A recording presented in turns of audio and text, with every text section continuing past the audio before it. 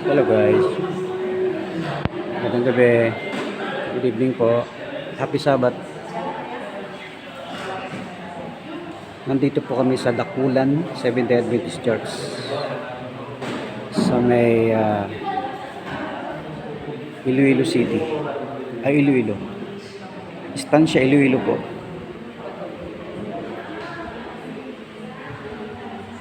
We're gonna having a Sabbath program this evening. Ito po yung mga Seventh-day Adventist Resilient Ministry from Bacolod City, Mansilingan, Bacolod City. Yan po sila. Dapat kinakalimay natin na arin na tanan. Okay? Salamat kit dapat magalimay kita maaari kita din tanan. Kinakalimay na to ng presensya sa makuturan diri sa atong bisita. Doara ako sa kumang-kuma. Welcome gid, no? Salamat gid. Wala pa tangan ko sinsong bro. Gusto na pa tapos na ko sinsong. Pero ako na ang matutuon, kinalipay, nga kulog na lang, kung kinalipay ka mga soto na.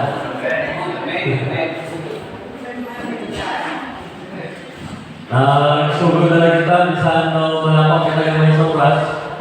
Iban siguro kaya patulong ba, o tama lang siguro excited sa anniversary buwas. Kasi nag-i-impos, mga white ka ito. Pero salamat niya, ako kaupod sa grupo sa Isday Resilient Ministry from Mansilingan, Isday Church, Bacolod City, under sa Negros National Conference. Kalipay yung mga bisita din sa territory sa West Visayan Conference Party sa Northern Iloilo. So, Northern Iloilo 1, no?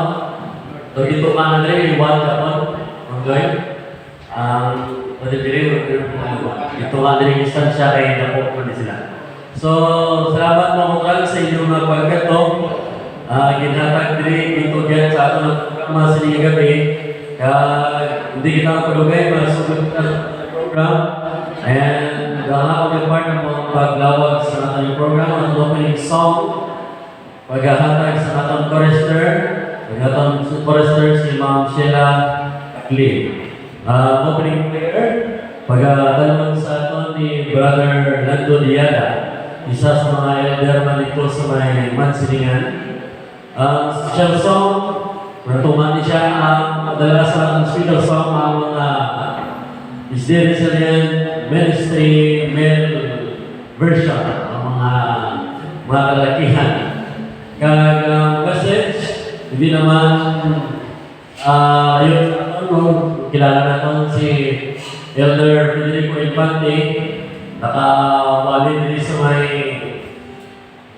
tayo din sa Bias na Lodingot, kahit sa Bias, Lodingot, sa Bias, kahit sa Carles, ano magaling sa Asluman, nalungsad, Asluman sa Islaygan Tigil na, may barangay nito na Asluman Tigil. So nalungsad, kaapat na din nagsita sa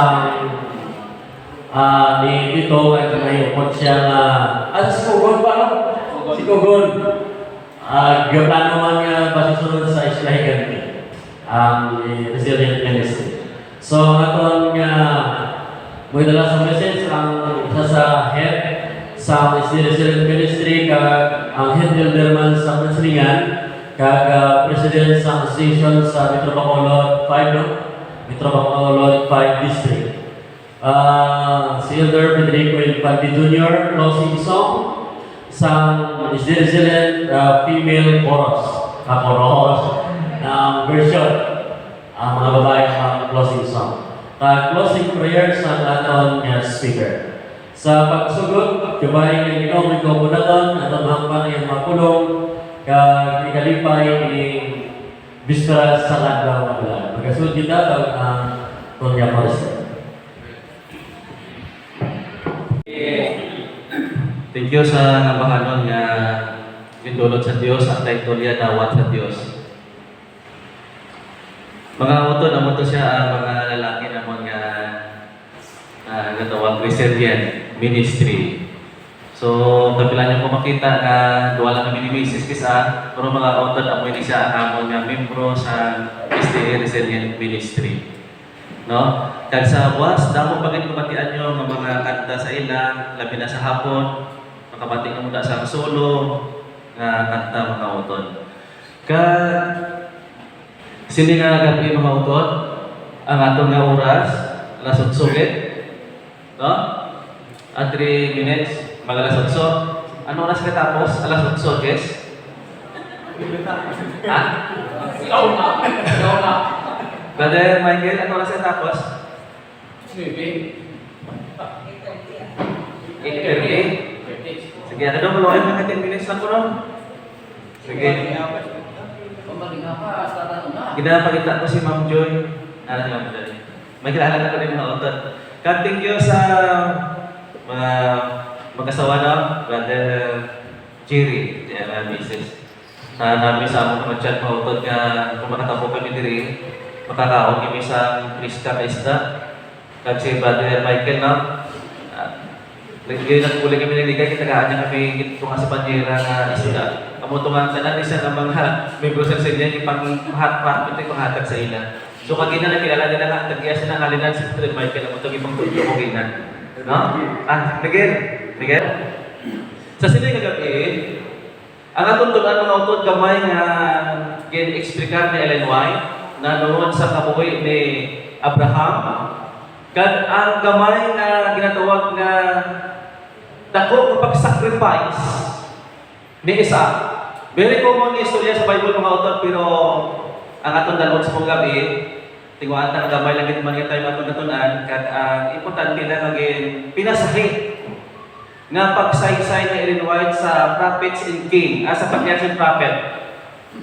Kung may libro ka mo ni Ellen White sa Patriarchs and Prophet, at sa Story of Redemption, ang istorya ni Isaac mga utod, ari na din. Atong isa nakita nga si Abraham, nakapasa siya sa ginatawag na pagtilaw, nga may negosasyon si Jesus Christ kag si Satan. After sa ito mga utod, nga nahimo niya ang pag-sacrifice sa iyang anak kasi Isaac, sa likod sa ito mga istorya mga utod, wala na ito na narupangdan nga nag-cited ang Biblia, nag-mention ang Story of Redemption, gitsportaran sa Prophets and Kings, sa Patriarchs and Prophet, nga sa tumatang si Isaac. Nagalipog ang iyang ulo, samtang na sila niya ara na ang halaran. Sila niya ara na ang kahoy, na porma na ang bato. Pero isa kadako na pamangkot ni Isaac, mga utod, nga sila niya, tay! Napurma naman ni ang mga kahoy. Di man ang atong ihalat. Pero sa likod sila mga utod, samtang na silang nilingwit, si Abraham nagahagwat sa kahoy.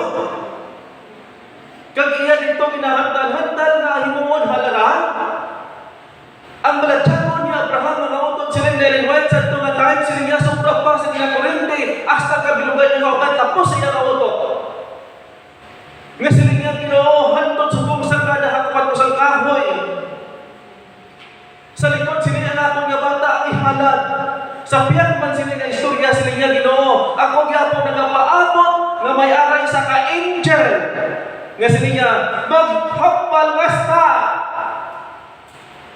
Pero nag-abot ang time nga dito mga utod nga ginatawag nga isa ka dako nga event dito sa bukid sa Muraya. Antes na yung pagkasundan, mga muyaw kita.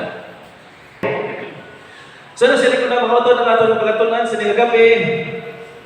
Ang title niya, The Story of Abraham and Isaac Sacrifice. Sa ginhapat pamina sa imbukada mga utod, nagsaysay man ang Genesis, nga silang sa Genesis chapter 22 verse 7, silang yakag si Isaac nagsiling kay Abraham. Silang niya, nga iya amay. Silang Isaac mga utod, niya amay ko. Ginbutangan ko mga utod blind. Ini nga tingog sila ni Illinois. Kay Isaac na initingog, nga naghambal siya father, nga sila niya, amay ko. Kag si Abraham sila niya nagsabat, niya kag si Abraham nagsiling. Niya yari ako anak ko. Nagsabat si Isaac, nga sila niya, Isaac, nagsiling, nagsambal si Isaac, niya yari karon ang kalayo, kag ang gatong. O silingon, ari na ang dabo, ari naman ang kahoy, ready na, pero nagalibog ang ulo ni Isaac. Nga nahuman na, wala siya sa mga nakita, nga inuhanan. Kag nagsiling mga utod niya siya, apang, sila ni Isaac. Diin bala ang karnero o ang kordero sa halad nga sinulog. Sa tunga tayo mga utod, sila ni Illinois, sa tunga tayo dito sa bukid sa Muraya. Supra pa sa ilang kurinti, halin sa tiyan bakat to sa ulo ni Abraham. Nga sila niya ang akong anak na maka-inosente. Sa tapos hindi wala na ako sa mahimo. Nga ang mando sa Diyos sa akon. Nga dalon ini nga akong anak tayo akong na ihanan. Kag dito mga utod, sa nagapamangkot si Isaac, silingyan napungkan lang ang bratsyago ni Abraham. Sa malipot na istorya mga utod, kung nato kasama ng Genesis, si Abraham, dugay niya nga pangayon niya mga anak, nga may anak lang sila mga utod, nga amo ningin tubod sa Dios. Sa ilang mga asawa, nga nagwa amo si Isaac. Kag ini mga utod nga story, sa Genesis chapter 22 verse 7, kay suportanan sa libro ni Ellen White, sa story of redemption, page 18. Ang sila nga Ellen White, mga utod, nga nagasanto man dito sa Genesis, sila niya, ginsugo sa Ginoo kay Abraham. Sila niya dala ang bata nga lalaki, ang buktong mga anak, si Isaac. Gini, paintindigin sa Diyos, nga sila niya, ang imo anak, nga si Isaac. Buot silingon mga utod, before ni Isaac, may iban sa bata. Tama? Amo ina mga utod sa Ellen White, nag-mention niya, ang anak mo, si Isaac. Kag mga utod, ang next ang kama, nga pinanangga mo din, acknowledge sa Diyos sa katubangan ni Abraham nga ang iyabukto nga anak, sila niya, pinanangga mo din, nagapakilala, saksi ang mata sa Diyos. Paagi sa balaan ng Espiritu, kung anong kahugot na palangga na niya bukto nga anak. Kasi niya mga utod, sila niya, kag makadto sa kadtuan sa muraya, o kung dito sa bukid sa muraya, imo siya ihalad. Pag sila na ihalad mga utod, ang sila na invite, pag imo ni basahon ang prophets and king, parang nakahinto, parang natulala si Abraham. Nga sa una na ginula-huna nga amuna mga utod nga mga dinalan, nga mga hunahuna o 1,000 nga hunahuna, why siya naghunahuna nga amo ini ang i-mention sa Diyos sa iya. Kag paghambal niya ka, sunugon ang mention mga utod sa Spirit of Prophecy, nag-mention nga dalawa nito sa muraya, kag sunugon.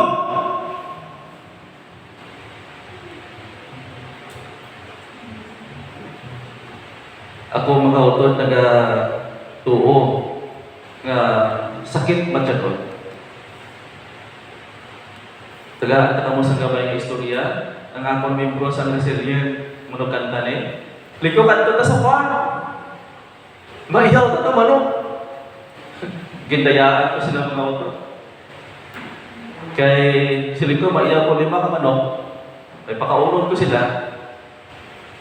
Pag abot dito, natulog-tulog ko ang manok. Luko ito ko dito, iyahon maluko. Nga dito sa bukid sa Muraya, nga sila niya sa bukid sa Muraya, nga ikinhampal ni Jesus Christ, nga ninyo sila niya ihalad. Kaya ang support po mga utos sinatawag nga Patriarchs and Prophet o Prophets and King, sa libro sa sinatawag Patriarchs and Prophet. Page 151. Sa tanagin kayan, kinambalan sa Diyos ni Manuan na natulala si Abraham na hindi makaindi. Sa piyak sila naghambal man si Satanas sila niya, hindi kong mong anak! Sige be, kundin ka ng imo pagpati. Kaya sila niliwan kung nag-withdraw si Abraham na hindi siya magpati kay Jesus Christ, nagdaog si Satan. Kaya si Abraham, hindi siya matay-tulan sa ginagawa the father of faith. Mga utod, sila sa prophets and patriarchs and prophet, sila niya,